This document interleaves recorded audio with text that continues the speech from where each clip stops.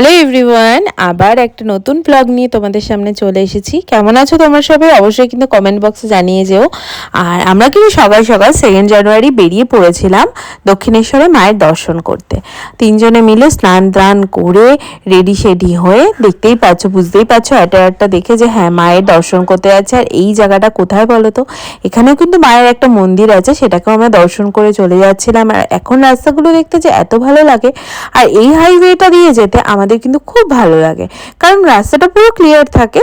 খুব তাড়াতাড়ি আমরা দক্ষিণেশ্বর মায়ের কাছে চলে যেতে পারি। তোমরা কারা কারা এই হাইওয়েটা চিনতে পারছো কমেন্টে কিন্তু জানিও।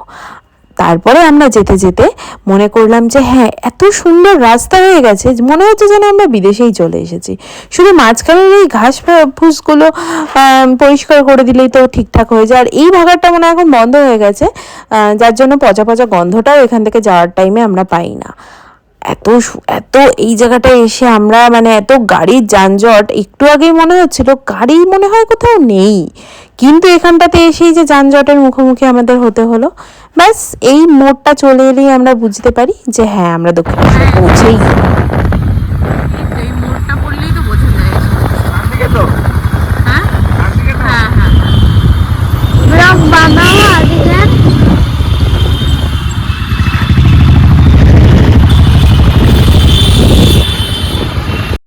এই যে এই জায়গাটা তো দেখে তোমরা আরামসে বুঝতে পেরে গেলে যে হ্যাঁ, আমরা দক্ষিণেশ্বর পৌঁছে গেলাম। এখন এই স্কাই ওয়াকটা করেছে, স্কাই ওয়াকের নিচ দিয়ে কিন্তু হেঁটে হেঁটেও তোমরা ছায়ার মধ্যে থেকে চলে যেতে পারো।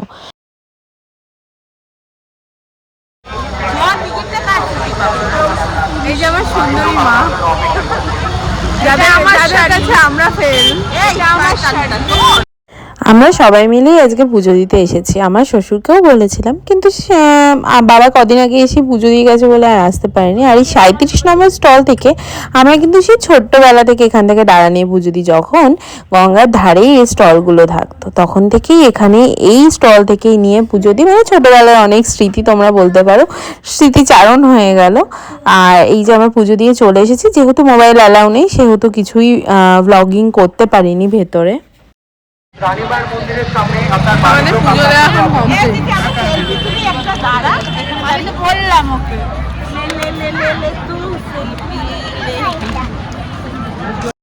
আমরা যেহেতু বাইকে এসেছিলাম, তো বাবা, ও আর পুটু আমার ছেলে তিনজনে মিলে বাইকে চলে গেছে আদ্যাপীঠ মায়ের মন্দিরে ভোগ খাওয়ার জন্য। ওখানে তো টোকেন কাটতে হবে, ওই জন্য ওরা আগে গিয়ে লাইনটা দিচ্ছে। আর আমরা তিনজনে মিলে গঙ্গার থেকে জল নিয়ে, যেহেতু এখন জোয়ার ছিল, তো ওই জন্য জল নিয়ে মায়ের দর্শন করে মায়ের মন্দিরটা আর একবার দেখে আমরা কিন্তু চলে গেলাম আদ্যাপীঠ মায়ের মন্দিরে। আর তোমরা এই মন্দির থেকে বেরিয়ে, গেট থেকে বেরিয়ে তোমরা কিন্তু অনেকগুলো অটো, টোটো, রিক্সা সব পেয়ে যাবে। আমরা কিন্তু সেইভাবেই রিক্সায় করে চলে গেছিলাম। এই গেটটাই এখন এন্ট্রি গেট, আর ওই দিক থেকে ঘুরিয়ে নিয়ে আসে সেটাকে। এখন চলে এসেছি আদ্যাপীঠ, সবাই বসে আছে। কুপন কেটেছে তাই 2 তারিখ না 10 তো এই দিনটা ওনার কুপন, এই দিনটাই পড়ে। এই ভিডিওতে তোমাদের সাথে একটা স্টোরি শেয়ার করি, যেটা ওই দিন আমাদের সাথে ঘটেছিল। আমার বর তো বললাম যেমন তোমাদেরকে, যে টোকেন কাটতে চলে এসেছিল একজন বয়স্ক লোক, নাকি অনেকটা বয়স্ক লোক। উনি নাকি 3টে টোকেন এনে ওর হাতে দিয়ে বলছে যে তোমরা, অনেক লোক লাইনে দাঁড়িয়েছিল, কিন্তু উনি 3টে টোকেন ওর হাতে দিয়ে বলছে যে আপনি কি, আপনারা কজন আছেন, ভোগ খাবেন? তখন ও বলছে হ্যাঁ। তখন বলছে আমরা এই 3টে টোকেন আমাদের লাগবে না, আমরা ভোগ খাবো না, আপনারা নিয়ে নিতে পারেন বলে ওর হাতে দিয়ে চলে গেছে। ও যখন পিছন ঘুরে লোকটাকে খুঁজছে, ওনাকে দেখতে পাচ্ছে না। ভগবান যে কত দিক থেকে আছে, এটা কিন্তু আমরা অনেক সময় বুঝে উঠতে পারি না। আমি সেটাই বললাম যে ভগবান হয়তো তোমাকে ওইভাবেই দর্শন দিয়ে ভোগ খাওয়ার জন্য টোকেনগুলো দিয়ে গেছে। আমরা ভোগ খেতে বসে একটা ছোট্ট গোপুসোনার সাথে দেখা হয়ে গেছিল, যেটা তোমরা ভিডিওতে আগে আগে কিন্তু দেখতে পারবে। তো পুরো ভিডিওটা কিন্তু দেখো তার জন্য।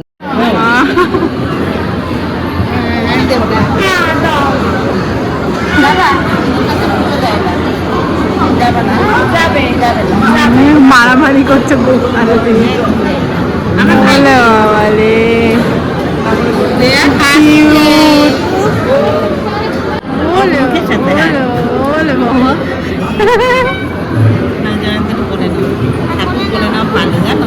ভাগ্য বল বল। হ্যাঁ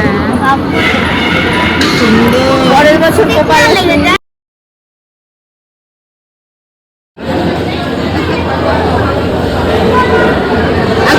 দিয়ে আসি তোমার মামামের কাছে। মনে নেই একটু দোল খাওয়া, একটু দোল খাওয়া, এরকম করে দোল খাওয়া। বুঝলাম না দিদির কোলে উঠেছ, খুব খুশি। দেখ আসছে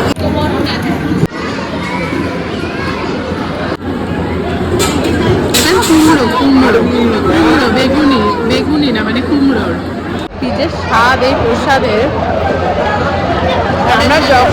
আমরা যখনই দক্ষিণেশ্বরে আসি আদ্যাপীঠে অনেক। এতক্ষণ কিন্তু দিনটা বেশ ভালোই কাটছিল, কিন্তু বাড়িতে যে ফিরে আমার কপালে এতটা বড় ভোগ থাকবে ওই দিনকার আমিও বুঝতে পারিনি। বাড়িতে ফেরার পরে হঠাৎ করে বুঝতে পারছিলাম না পেটটার মধ্যে কেমন গুড়গুড় করছিল, কেমন গোলাচ্ছিল, আর সকাল থেকে বেশ একটু বদহজম বদহজম ভাব লাগছিল। তারপরে ওই দিন রাত থেকে আমি এখনো অবধি সেই বিছানায় শোয়া, মানে শোয়ার মতো অবস্থা ভগবান আমাকে করে দিয়েছে। জানি না কি ভুল ভ্রান্তি হয়েছে সেদিন আমার দ্বারা, বা জানি না, আমি এখনো বুঝতে পারছি না। কিন্তু বাড়িতে এসে প্রচণ্ড পরিমাণে 8টা সাড়ে 8টা থেকে বমি কন্টিনিউ, মানে লুজ মোশন সব কিছু হচ্ছে। জানি না কখন সুস্থ হতে পারবো, এখনো উইকনেস কাজ করছে। কিন্তু দিনটা কিন্তু ভালোই কাটিয়েছি, আর রাতটা খুব প্যাথেটিক কাটিয়েছি, এইটুকু আমি তোমাদেরকে বলতে পারি। আর আমার ভিডিওগুলো তোমাদের কেমন লাগছে এটাই তোমাদেরকে আগের দিন বলছিলাম যে পরের ভিডিওতে বলবো যে কি হয়েছে। আমি জানি না আমার ফুড পয়জনটা কোথা থেকে হলো, কারণ ডাক্তার বলছে এটা ফুড পয়জনই হয়েছে। আমি জানি না কোথা থেকে হলো, কিন্তু ভগবান জানি না কি লিখে রেখেছিল ওই রাতটায় আমাকে। আমার খুব শরীরে খুব কষ্ট লেগেছে, মানে ওই রাতটা আমার যেন আর কারোর জীবনে, আমার শত্রুর জীবনেও যেন না আসে ওরকম। এত কষ্ট পেয়েছি ওই দিনকার। এতটা কষ্ট না পেলে কেউ কিন্তু এইভাবে বলে না। আর আমার এই ভিডিওটা তোমাদের কেমন লাগলো সেটা কিন্তু অবশ্যই কমেন্ট বক্সে জানিও। আবার নতুন ভিডিও নিয়ে আসছি, আর ডেলি ভ্লগ কিন্তু দিচ্ছি আমি।